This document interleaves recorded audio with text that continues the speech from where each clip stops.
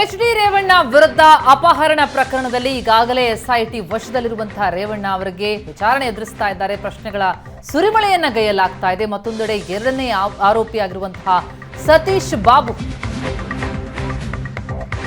ಎರಡನೇ ಆರೋಪಿ ಸತೀಶ್ ಬಾಬು 8 ದಿನ ಎಸ್ಐಟಿ ಕಸ್ಟಡಿಗೆ.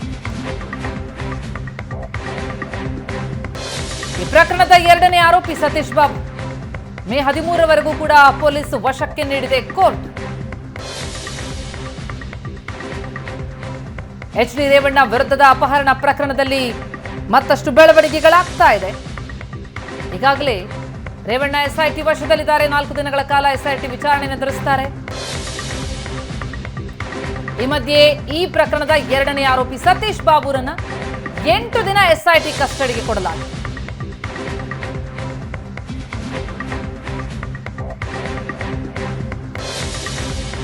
ಎಂಟು ದಿನಗಳ ಕಾಲ ಎಸ್ಐಟಿ ಕಸ್ಟಡಿಗೆ ಎರಡನೇ ಆರೋಪಿ ಸತೀಶ್ ಬಾಬು.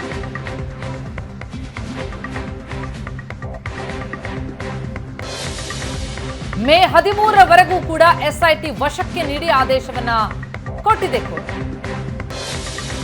ಸಂತ್ರಸ್ತ ಮಹಿಳೆಯ ಕಿಡ್ನಾಪ್ ಪ್ರಕರಣದಲ್ಲಿ ಸತೀಶ್ ಬಾಬು ಎರಡನೇ ಆರೋಪಿ. ಸಂತ್ರಸ್ತೆಯ ನಿವಾಸದಿಂದ ಆಕೆಯನ್ನ ಸತೀಶ್ ಬಾಬುವೆ ಕರೆದೊಯ್ದಿದ್ದು ಎನ್ನುವಂಥದ್ದು ಆರೋಪ. ಹಿನ್ನೆಲೆಯಲ್ಲಿ ಬಂಧನಕ್ಕೊಳಗಾಗಿದ್ದಂತಹ ಸತೀಶ್ ಬಾಬುರನ್ನ ಈಗ 8 ದಿನಗಳ ಕಾಲ ಎಸ್ಐಟಿ ವಶಕ್ಕೆ ಕೊಡಲಾಗಿದೆ. ಸಂತ್ರಸ್ತ ಮಹಿಳೆಯ ಕಿಡ್ನಾಪ್ ಪ್ರಕರಣದ ಎರಡನೇ ಆರೋಪಿ ಸತೀಶ್ ಬಾಬು ಈಗಾಗಲೇ ಎಸ್ಐಟಿ ವಶದಲ್ಲಿರುವಂತಹ ರೇವಣ್ಣ ಅವರಿಗೆ ಪ್ರಶ್ನೆಗಳ ಸುರಿಮಳೆ ಒಂದು ಕಡೆ ಆದರೆ ಈಗ ಮೇ 13ರವರೆಗೆ ಪೊಲೀಸರ ವಶಕ್ಕೆ ಸತೀಶ್ ಬಾಬು. ಈ ಬಗ್ಗೆ ಡೀಟೇಲ್ಸ್ ಕೊಡ್ತಾರೆ ನಮ್ಮ ಪ್ರತಿನಿಧಿ ರಮೇಶ್ ಈಗ ಸಂಪರ್ಕದಲ್ಲಿದ್ದಾರೆ. ರಮೇಶ್, ಈ ಕಿಡ್ನಾಪ್ ಪ್ರಕರಣದ ಎರಡನೇ ಆರೋಪಿ ಸತೀಶ್ ಬಾಬು ಈಗ ಏನ್ ಪೊಲೀಸರ ಕಸ್ಟಡಿ ಕೊಡಲಾಗ್ತಾ ಇದೆ 8 ದಿನಗಳ ಕಾಲ, ಎಷ್ಟು ಮಹತ್ವ ಪಡೆದುಕೊಳ್ಳುತ್ತೆ ಈ ಬೆಳವಣಿಗೆ? ಜೊತೆಗೆ ಸತೀಶ್ ಬಾಬು ಕೊಡಲಿರುವಂತಹ ಹೇಳಿಕೆಗಳು, ಪ್ರಶ್ನೆಗಳಿಗೆ ಕೊಡುವ ಉತ್ತರಗಳು ಈ ಪ್ರಕರಣದಲ್ಲಿ ಬಹಳ ಪ್ರಾಮುಖ್ಯತೆಯನ್ನು ಪಡೆದುಕೊಳ್ಳುತ್ತೆ ಅಲ್ವಾ? ಖಂಡಿತ ಪ್ರತಿಮಾ. ಅಂದ್ರೇನು, ಈ ಒಂದು ಪ್ರಕರಣದಲ್ಲಿ ಸೆಕ್ಸ್ ಸ್ಕ್ಯಾಂಡಲ್ ಪ್ರಕರಣ ಒಂದ್ ಕಡೆ ಆದ್ರೆ, ಮತ್ತೊಂದ್ ಕಡೆ ಸಂತ್ರಸ್ತೆಯನ್ನ ಕಿಡ್ನಾಪ್ ಮಾಡಿ ಅವ್ರನ್ನ ಬೆದರಿಸುವಂತ ಏನ್ ಕೆಲಸಗಳಾಯ್ತು, ಆ ನಿಟ್ಟಿನಲ್ಲಿ ರೇವಣ್ಣ ಮತ್ತೆ ಸತೀಶ್ ಬಾಬಣ್ಣ ವಿರುದ್ಧ ಕೇರ್ನಗರದಲ್ಲಿ ಎಫ್ಐಆರ್ ದಾಖಲಾಗಿತ್ತು. ಅಂದ್ರೆ ಅವ್ರನ್ನ ಅರೆಸ್ಟ್, ಎಫ್ಐಆರ್ ಆದ ಮೊದಲನೇ ದಿನವೇ ಕೇರ್ನಗರ ಪೊಲೀಸರು ಅರೆಸ್ಟ್ ಮಾಡಿ ಅವ್ರನ್ನ ಕೇರ್ನಗರ ಮ್ಯಾಜಿಸ್ಟ್ರೇಟ್ ಮುಂದೆ ಹಾಜರುಪಡಿಸಿ ಅವರ ಜೇಸಿಗೆ ಕಳಿಸಲಾಗಿತ್ತು. ಯಾವಾಗ ಕೇಸು ಎಸ್ಐಟಿಗೆ ಟ್ರಾನ್ಸ್ಫರ್ ಆಯ್ತು, ಎಸ್ಐಟಿ ಟ್ರಾನ್ಸ್ಫರ್ ಆದ ನಂತರ ಎಸ್ಐಟಿ ಅಧಿಕಾರಿಗಳು ಅವ್ರನ್ನ ಹೆಚ್ಚಿನ ವಿಚಾರಣೆಗೆ ಒಳಪಡಿಸುವಂತ ಅಗತ್ಯತೆ ಇತ್ತು. ಹಾಗಾಗಿ ಇವತ್ತು ಬೆಳಿಗ್ಗೆ ಬಂದು ಕೋರ್ಟ್ಗೆ ಒಂದು ರಿಕ್ವಿಷನ್ ಅನ್ನ ಕೊಡ್ತಾರೆ.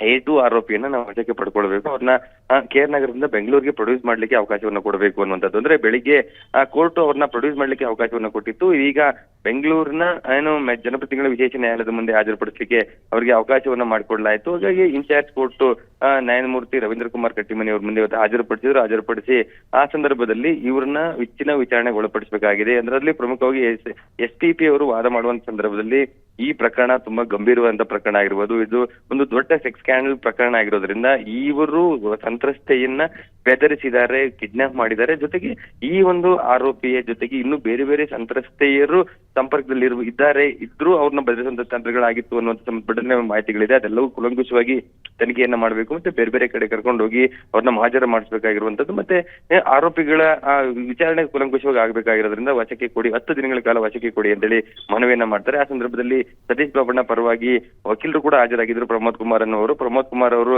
ಸತೀಶ್ ಬಾಬಣ್ಣ ಪರವಾಗಿ 10 ದಿನಗಳ ಕಾಲ ಕೊಡಬಾರದು ಅನ್ನುವಂತ ಆಕ್ಷೇಪವನ್ನು ವ್ಯಕ್ತಪಡಿಸ್ತಾರೆ.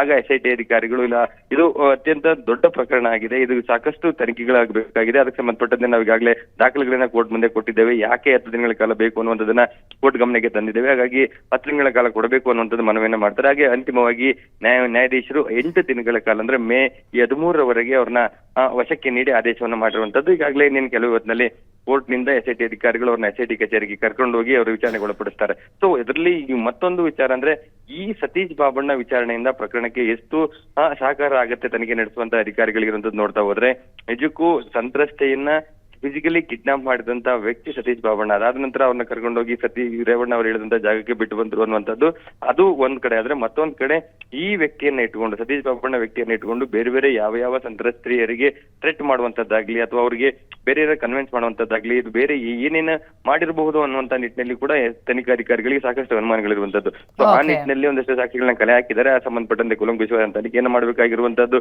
ಮಾಜರಿಗೆ ಮಾಡ್ಕೊಡ್ಬೇಕು. ಆ ನಿಟ್ಟಿನಲ್ಲಿ ತನಿಖೆಯನ್ನ 8 ದಿನಗಳ ಕಾಲ SIT ಅಧಿಕಾರಿಗಳು ನಡೆಸ್ತಾರೆ ಸತೀಶ್ ಬಾಬಣ್ಣವ್ರನ್ನ ವಶದಲ್ಲಿ ಇಟ್ಕೊಂಡು. ಪ್ರತಿಮಾ, ಥ್ಯಾಂಕ್ಸ್ ರಮೇಶ್ ತಮ್ಮ ಮಾಹಿತಿಗೆ.